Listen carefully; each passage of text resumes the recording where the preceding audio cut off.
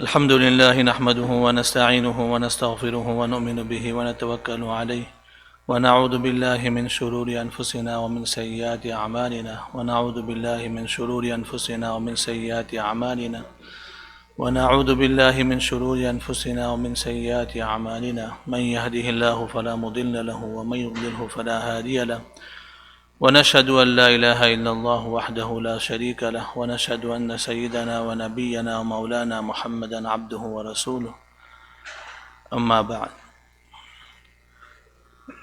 أعوذ بالله من الشيطان الرجيم بسم الله الرحمن الرحيم إن الذين آمنوا وعملوا الصالحات أولئك هم خير البرية۔ محترم دوستو، بزرگوں، نبی کریم صلی اللہ علیہ وسلم نے جو 23 سال کے اندر پورا دین سکھایا ہے امت کو، اس کا خلاصہ دو چیزیں ہیں، ایک ایمان اور دوسرا عمل صالح۔ یہ پورے اسلام اور شریعت کا خلاصہ ہے۔ انبیاء علیہ السلام آ کر سب سے پہلے دلوں پر محنت کرتے ہیں، ایمان کو بناتے ہیں، عقیدوں کو صحیح کرتے ہیں۔ یہ کیوں ہوتا ہے؟ اس لیے کہ انسان کے جو اعمال ہے یہ اس کے ارادے کے تابع ہے۔ جیسا میں ارادہ کروں گا ویسے اعمال میری ذات سے نکلیں گے، اور ارادے جو ہیں انسان کے خیالات کے تابع ہیں۔ جیسے خیالات آتے ہیں ویسے انسان کے ارادے بنتے ہیں، اور خیالات جو ہیں وہ دل کے تابع ہیں۔ آپ کے دل میں کیا چیز ہے اس کے مطابق آپ کے خیالات بنیں گے، اور جب خیالات بار بار آئیں گے تو ارادے بنیں گے، اور جب ارادے بنیں گے تو ایکشن اور عمل ظہور میں آئے گا۔ آپ کے دل میں اچھی چیزیں ہیں تو اچھے خیالات آئیں گے، اچھے ارادے بنیں گے، اچھے اعمال صادر ہوں گے، اور بری چیزیں ہیں تو برے خیالات ہوں گے، برے ارادے بنیں گے اور برے اعمال صادر ہوں گے۔ تو پہلی محنت یہی ہوتی تھی کہ عقیدے اور دل صحیح ہو جائے۔ ہم سب جب چھوٹے تھے ہم کو ایک دعا سکھائی گئی جس کو ہم ایمان مفصل کہتے ہیں، آمنت باللہ وملائکتہ وکتبہ ورسلہ والیوم الآخر والقدر خیرہ وشرہ من اللہ تعالی والبعث بعد الموت۔ یہ 7 چیزیں ہیں، یہ ہمارے عقیدے ہیں، لیکن ہم صرف اس کو پڑھ جاتے ہیں۔ بچوں کے ساتھ ہم بھی پڑھ لیتے ہیں، کبھی اس میں غور نہیں کرتے کہ اس میں ہم کو سکھایا کیا جا رہا ہے، میں کس بات کا اقرار کر رہا ہوں۔ بہت مختصر طور پر ہر انسان انڈیویجول، چونکہ یہ عقیدے کی بحثیں ہیں اور اس میں تفصیلات بھی بہت زیادہ ہیں، جو ہم اپنی عملی زندگی سے جو صحابہ کو سکھایا گیا ہے۔ آمنت باللہ کا مطلب یہ ہے کہ انسان کو یہ سکھایا جاتا ہے کہ دنیا میں خود نہیں آیا، مجھے اللہ سبحانہ و تعالی نے بھیجا ہے، میں اپنی مرضی سے نہیں آیا۔ میرا خالق اللہ ہے، میرا رب اللہ ہے۔ اللہ تعالیٰ نے مجھے ماں کے پیٹ میں پالا، بچپن میں پالا، جوانی میں میرے ضروریات کو وہ پورا کر رہا ہے۔ تو سب سے پہلے یہ ہے کہ ہمارے دماغ میں یہ بٹھایا گیا کہ ہم کسی کے بھیجنے سے دنیا میں آئے۔ وملائکتہ، اللہ نے اپنی مصلحت سے پوری کائنات کا جو نظام ہے فرشتوں کے حوالے کیا، فرشتوں کے حوالے، اور الگ الگ ڈیوٹی پر فرشتے لگے ہوئے ہیں۔ اس میں ایک ڈیوٹی یہ ہے کہ میرے ساتھ بھی فرشتے لگے ہوئے ہیں۔ ایک فرشتہ میرے اچھے اعمال لکھ رہا ہے، اور دوسرا فرشتہ جو ہے وہ میرے برے اعمال لکھ رہا ہے۔ تو اللہ پاک نے میرے پیچھے سپروائزر لگائے ہیں. آدمی حیران ہو جائے گا قیامت کے دن. ایسی ایسی باتیں جس کو اس نے کبھی خیال بھی نہیں کیا ہوگا کہ اس کو بھی ریکارڈ کیا جائے گا. قرآن پاک میں ہر چیز فرشتے ریکارڈ کرتے ہیں. اچھا، تو اب مجھے دنیا میں زندگی کیسے گزارنی ہے؟ تو تیسری بات وَكُتُبِهِ، زندگی میں اپنی خواہش کے مطابق نہیں گزاروں گا، اللہ کے احکامات کے مطابق زندگی گزاروں. اور اللہ کے احکامات اللہ کی کتابیں ہیں اور ہمارے لیے قرآن مجید. یہ تیسری بات ہمیں بچپن سے سکھائی جاتی ہے کہ میری کوئی خواہش نہیں ہے اور میری کوئی منمانی نہیں ہے. اللہ تعالیٰ جو کہیں گے اسی کے مطابق میری زندگی گزرے گی. چوتھی بات جو سکھائی جاتی ہے وہ برسولہ، کہ اللہ کی کتاب پر ہم کیسے عمل کریں گے. تو اس کے لیے نمونہ نبی کریم صلی اللہ علیہ وسلم کی ذات ہے. اور ہر زمانے میں انبیاء علیہ السلام ماڈل رہتے تھے، وہ نمونہ اور اسوہ رہتے تھے. تو قرآن پاک پر ایسا عمل ہوگا جیسا نبی کریم صلی اللہ علیہ وسلم نے کیا. یہی حقیقی جو ہے عبادت ہے اور یہی حقیقی قرآن کے نزول کا مقصد ہے. چاہے کوئی جیسی بھی بات کہے، اگر وہ نبی صلی اللہ علیہ وسلم کے طریقے کے مطابق نہیں ہے وہ گمراہی ہے، چاہے بظاہر جتنی بھی اچھی چیز وہ لگتی ہو. پانچویں بات یہ ہے والیوم الآخر، یہ دنیا جو ہے اس کا ایک اینڈ ہے، ہمیشہ کے لیے نہیں ہے. آخری دن آنے والا ہے اور میرا بھی ایک آخری دن آنے والا ہے. مرنا ہے، یہاں ہمیشہ نہیں رہنا. چاہے جتنی دولت بسا لوں، جتنی محنت کر کے جتنی بھی دنیا کے اعتبار سے ترقی کر لوں، وہ سب ختم ہونے والا ہے. اس کا ایک آخری دن ہے. انسان کا بھی آخری دن ہے اور اس پوری دنیا کا بھی ایک آخری دن آنے والا ہے. انسان کی زندگی میں حالات آتے ہیں. کبھی انسان کی مرضی کے مطابق کام ہو جاتا ہے، کامیابی مل جاتی ہے تو انسان میں پرائیڈ آ جاتا ہے، تکبر آ جاتا ہے، عجب میں مبتلا ہو جاتا ہے. کبھی انسان کی مرضی کے خلاف کام ہو جاتا ہے تو انسان جو ہارٹ بروکن ہو جاتا ہے، اس کا دل ٹوٹ جاتا ہے اور جو ہے اس کو مزہ نہیں آتا. تو اللہ پاک نے ایک خاص عقیدہ دیا والقدر خیرہ وشرہ. اگر اچھائی ہو گئی اللہ کا شکر، الحمدللہ اللہ کی طرف سے. اور اگر اچھائی نہیں ہوئی، بظاہر کوئی برائی ہو گئی، اللہ کی طرف سے ہے، اس میں میرے لیے کوئی خیر ہو گئی. مجھے نہ اپنے آپ کو مارنا ہے، نہ خودکشی کرنی ہے، نہ مجھے جو ہے لوگوں کے سامنے شکوہ کرنا ہے.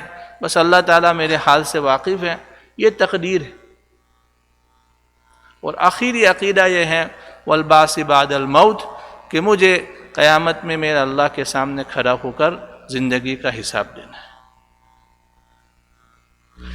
جس انسان کے دل میں یہ باتیں بچپن سے جمی ہوئی ہوگی، اس کی زندگی کتنی عام لوگوں سے ڈیفرنٹ ہوگی. احساس ہم کر سکتے، کیونکہ ہم نے اس کو صرف پڑھا ہے، سمجھا نہیں ہے.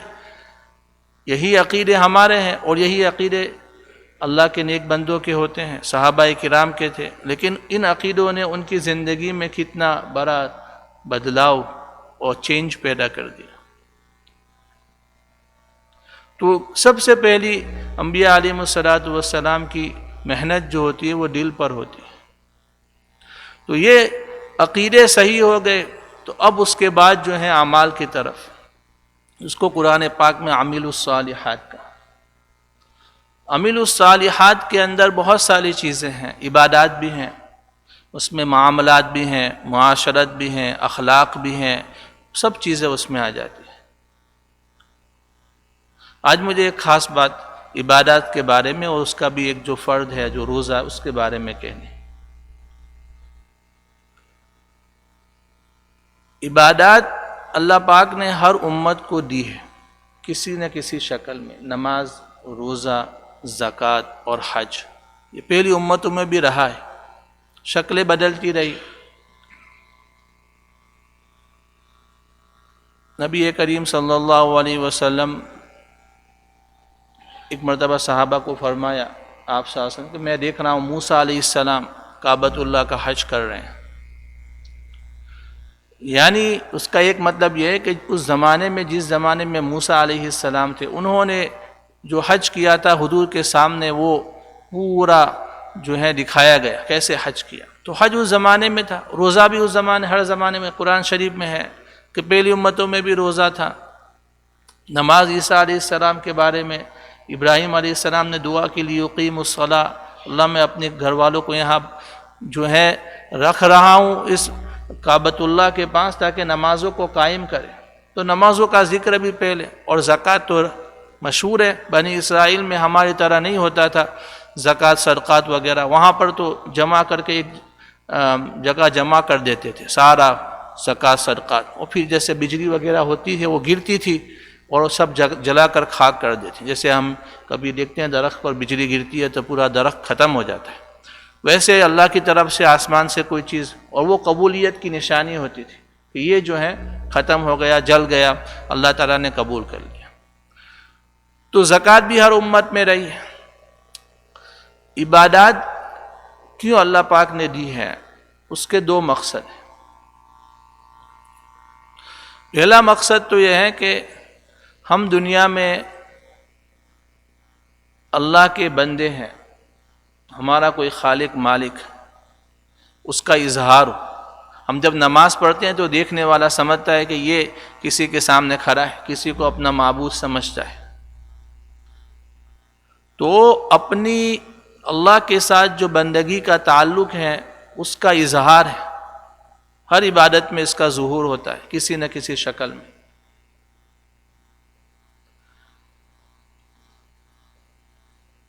اور دوسرا اس کا مقصد یہ ہے کہ یہ جو تعلق ہے ہمارا اللہ کے ساتھ بندگی کا، وہ مضبوط ہوتا ہے.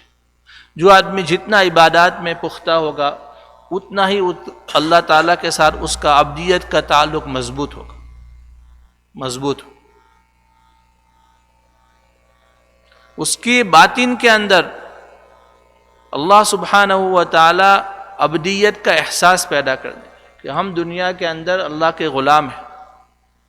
اور جس کے اندر یہ احساس پیدا ہو جائے کہ میں اللہ کا بندہ ہوں، یہ اللہ کے یہاں بہت بڑا مقام ہے. نبی کریم صلی اللہ علیہ وسلم کو اللہ پاک نے سبحان الذی اسری بعبدہ اپنے خاص سفر کے لیے جب چنا تو اللہ پاک نے عبد کا لفظ استعمال کیا کہ اللہ پاک کے خاص بندے تھے، اس لیے اللہ پاک نے خاص نعمت سے ان کو نوازا. اسراء اور معراج.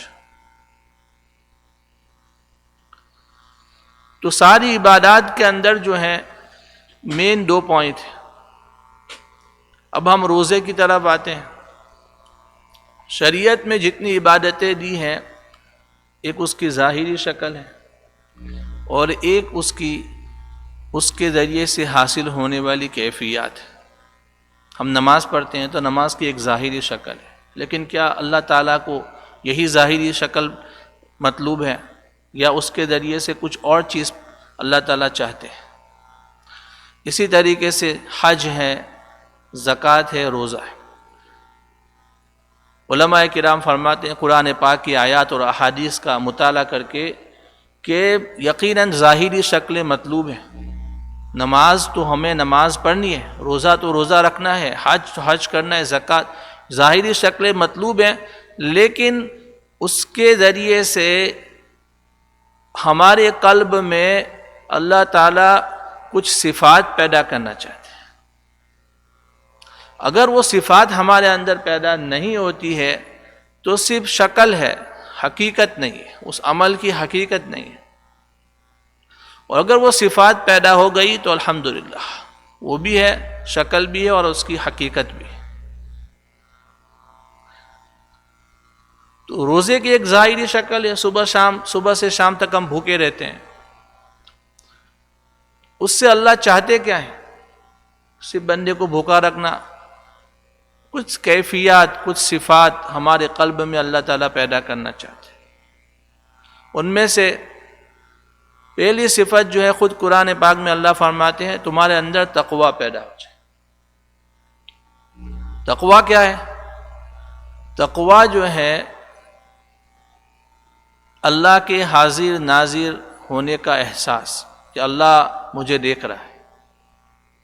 جب انسان کے دل میں یہ احساس پیدا ہو جاتا ہے تو گناہ سے وہ ڈرنے لگتا ہے اور نیکیوں کی طرف بھاگنے لگتا ہے.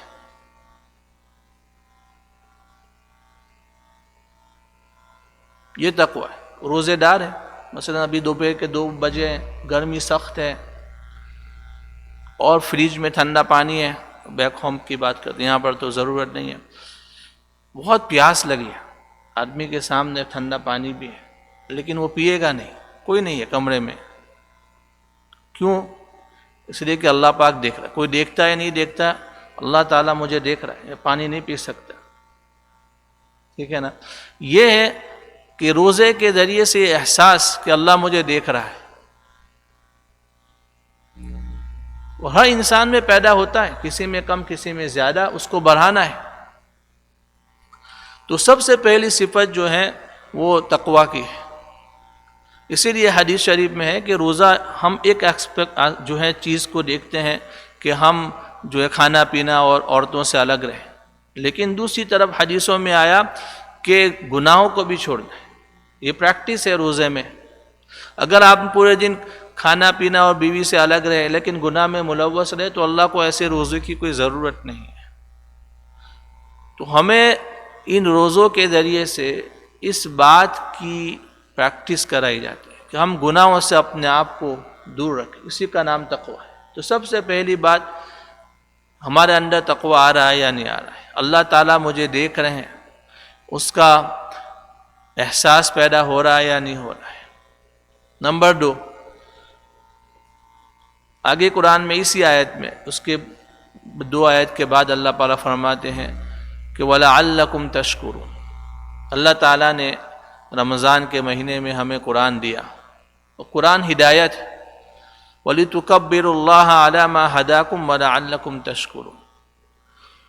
اللہ تعالیٰ نے جو ہمیں ہدایت دی ہے، روزے سے اللہ تعالیٰ چاہتے ہیں کہ اس ہدایت پر اللہ کا شکر ادا کریں.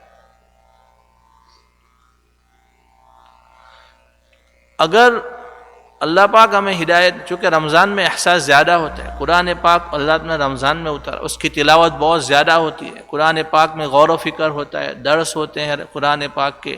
تو قرآن پاک کا جتنا معمول رمضان میں ہے، تو جب آدمی جتنا قرآن پڑھے گا اتنا اللہ سبحانہ و تعالیٰ کی ہدایت اس کے سامنے آئے گی. اس لیے اللہ نے فرمایا کہ قرآن کو جو نازل کیا ہدی للناس، وہ لوگوں کے لیے ہدایت ہے. ایک آدمی جس کو اللہ نے اسلام دیا، جو قرآن کی روشنی میں اپنی زندگی گزارتا ہے، اور دوسرا آدمی جس کی زندگی میں اسلام نہیں ہے، کیسے زندگی گزار رہے ہیں؟ صبح سے اٹھتے ہیں منہ سے گالی نکلتی ہے، سوتے ہیں گالی، نہ ماں کا خیال، نہ باپ کا خیال، نہ اللہ تعالیٰ کا خیال، نہ بندوں کا خیال. بس ہر وقت جو ہے ایک عجیب کیفیت میں خواہشات کے پیچھے بھاگ رہے ہیں. خود انہوں نے اپنے گول سیٹ کیے ہیں، یہ میرا لائف کا گول ہے، ٹھیک ہے، اور پھر اس کے پیچھے بھاگتے رہتے ہیں. یہ ایک زندگی ہے. وہ مانتے بھی ہیں خداؤں کو، تو کیسے خداؤں کو مانتے ہیں؟ آپ کو پتہ ہے، بتانے کی ضرورت نہیں ہے. وہاں پر بھی خواہشات، ناچنا گانا اور جو ہے ہر چیز. تو اللہ پاک نے ہمیں صاف ستھرا دین دیا، قرآن جیسی کتاب دی. یہ دوسرا روزہ ہم میں احساس پیدا کرتا ہے اللہ کی نعمت دین پر شکر. تو کیا ہم روزے کے بعد ہم میں یہ شکر کا جذبہ پیدا ہوتا ہے یا نہیں ہوتا؟ یہ دوسری بات. تیسری بات، اللہ تعالیٰ کی محبت کا احساس، اللہ کا قرب، یہ ہم میں آتا ہے یا نہیں آتا؟ کہ جب ہم روزہ رکھتے ہیں، عبادات میں لگتے ہیں، تو ہماری روحانیت غالب آتی ہے مادیت پر. چونکہ انسان جسم اور روح 2 چیزوں سے بنا ہے. آدمی کھانے پینے میں لگا رہتا ہے تو اس کا جسم قوی ہوتا ہے، نفس قوی ہوتا ہے. عبادات میں لگتا ہے تو اس کی روح قوی ہوتی ہے. جو غالب ہوگا، آدمی عام طور پر اس کے پیچھے بھاگتا ہے، دوسرا مغلوب ہو جاتا ہے. رمضان میں روحانیت غالب ہوتی ہے، اسی لیے آدمی جو ہے وہ عبادات شوق سے کرتا ہے، قرآن پڑھتا ہے، رات میں تراویح پڑھتا ہے، اور جو ہے جتنی بھی عبادات آدمی کر سکتا ہے کوشش کرتا ہے کہ زیادہ سے زیادہ عبادت۔ معلوم ہوا کہ عبادات کا اس کے اندر جو ہے روحانیت کا غلبہ ہو گیا، جس کی وجہ سے عبادات کا شوق۔ جب آدمی عبادت کرتا ہے تو کس کے لیے کرتا ہے؟ اللہ کے لیے کرتا ہے۔ اللہ سبحانہ و تعالیٰ کے وعدوں کے اوپر اس کو یقین آتا ہے کہ میں روزہ رکھ رہا ہوں تو مجھے کیا ملنے والا ہے۔ خود حدیث شریف میں ہے، آپ صلی اللہ علیہ وسلم نے، اللہ سبحانہ و تعالیٰ فرماتے ہیں کہ روزہ میرے لیے، میں ہی اس کا بدلہ دینے والا ہوں، یا اس کا بدلہ میں خود ہوں، میں ہی اس کو مل جاؤں گا۔ جس کو اللہ مل گیا اس کو اب کس چیز کی ضرورت ہے؟ صدقہ کرتا ہے آدمی جو ہے قرآن کی تلاوت کرتا ہے، نوافل کرتا ہے، ایک کا فرض کا ثواب، ایک فرض کا 70 فرض کا ثواب، یہ جو اضافے ہو رہے ہیں اس کی وجہ سے آدمی میں اللہ سبحانہ و تعالی کا قرب، چونکہ نوافل کے ذریعے آدمی اللہ کے بہت قریب ہوتا ہے، اور سب سے زیادہ نوافل آدمی رمضان میں کرتا ہے۔ تو کیا میں محسوس کر رہا ہوں یا نہیں کر رہا ہوں کہ اللہ میرے قریب ہے؟ اس لیے اس کے بعد والی جو آیت ہے اس میں وَإِذَا سَأَلَكَ عِبَادِي عَنِّي فَإِنِّي قَرِيبٌ، اللہ میرے قریب ہے۔ جب میں دعا کرتا ہوں تو اللہ میرا سن رہا ہے، نماز میں پڑھتا ہوں تو اللہ مجھے سن رہا ہے۔ یہ احساس اللہ کے قریب ہونے کا،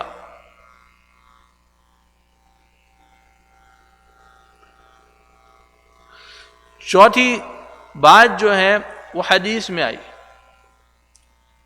کہ آدمی خلاف طبیعت چیزیں پیش آتی ہے رمضان میں بہت زیادہ، سونا کم ملتا ہے، اور جو ملتا ہے وہ بھی جو ہے ٹکڑے ٹکڑے کر کے، جیسے کھانے پینے کے اوقات بدل جاتے ہیں۔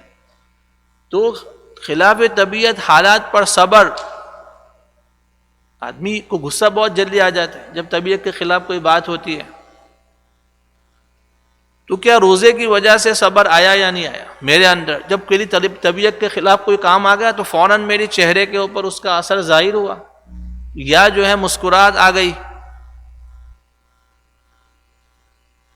روزہ ہمیں صبر بھی سکھاتا ہے۔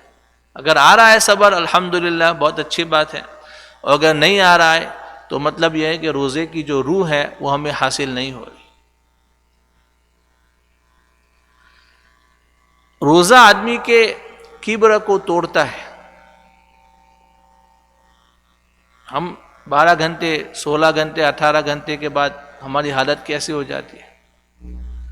آدمی بھوک اور پیاس، ایک آدمی اگر ایسی جگہ پر ہو جہاں پر اس کے پاس بہت سارے پیسے ہیں لیکن کھانا پینا کچھ نہیں ہے، تو وہ پیسے کو تو نہیں کھا سکتا۔ وہ کسی ملک کا پریزیڈنٹ ہے تو اس کا عہدہ اس کو کیا کوئی پانی تو نہیں دے سکتا؟ ایسی جگہ پر ہے جہاں کچھ بھی نہیں ہے، کوئی اس کو جانتا بھی نہیں ہے، اور وہاں اکیلا ہے۔ ابھی ہندوستان میں ایک حادثہ ہوا اور روپ وے میں کچھ لوگ پھنس گئے، جو ایک 24 گھنٹے سے زیادہ رہے، پھنسے، آرمی کو بلانا پڑا ان کو وہاں سے ہٹائے۔ تو وہ نیوز والا لکھ رہا ہے کہ سب نے اپنا پیشاب جمع کیا کہ پیاس میں، چونکہ گرمی کا زمانہ ہے، کہ ہم اگر پیاس ایسی ہو جائے کہ ہم برداشت نہ کریں تو پیشاب کم از کم پی لیں گے۔ یہ حالت ابھی 2 دن پہلے کا واقعہ ہے کہ 24 گھنٹے میں آدمی کی یہ حالت ہو جاتی ہے کہ اپنا پیشاب تک پینے کے لیے تیار ہو جاتا ہے۔ یہ انسان کی حالت ہے۔